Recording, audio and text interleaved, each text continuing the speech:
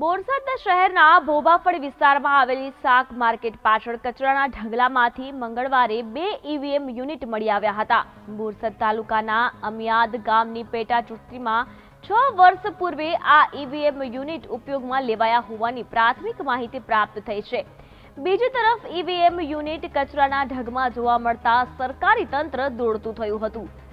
કચરાના ઢગમાં EVM unit પડ્યા હોવાની વાત વાયુ વગે શહેરમાં પ્રસરતા બોરસદના પ્રાંત અધિકારી, મામલતદાર સહિત વહીવટી તંત્રના અધિકારીઓ તુરંત જ બોરસદ શાક માર્કેટ પાછળ પહોંચી ગયા હતા અને ઘટના સ્થળેથી 2 ઈવીએમ યુનિટ સહિત અન્ય સામગ્રી મેળવી સ્થળ પંચક્યાસ કર્યો હતો। ઈવીએમ યુનિટ જેવી અત્યંત મહત્વની ચૂંટણીલક્ષી સામગ્રી આ રીતે કચરાના ઢગમાંથી બિનવારસી મળી આવતા વહીવટી તંત્ર દ્વારા તપાસ હાથ ધરવામાં આવી છે।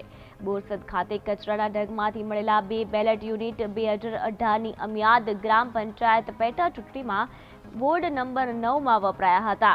આ સમગ્ર મામલે કલેક્ટરે તપાસના આદેશ કરતા બોરસદ પ્રાંત અધિકારીએ બંને બેલેટ યુનિટ કબજે લઈ બોરસદ શહેરના પીઆઈને તપાસ કરી રિપોર્ટ આપવા સૂચના આપી હતી। સાથે જિલ્લા કલેક્ટરે ચૂંટણી વખતે ફરજ પરના અધિકારી અને કર્મચારીની વિગતો લઈને તેમને કારણદર્શક નોટિસ પાઠવી ઉચ્ચ કક્ષાએ રિપોર્ટ કર્યો હતો।